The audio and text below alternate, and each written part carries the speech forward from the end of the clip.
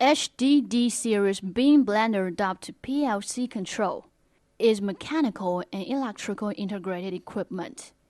It's essential for solid dosage processes and suitable for mixing powder or granules in pharmaceutical, food, and chemical industries.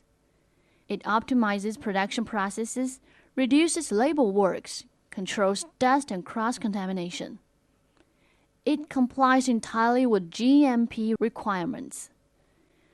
When starting work, push the loaded bean into the blender frame.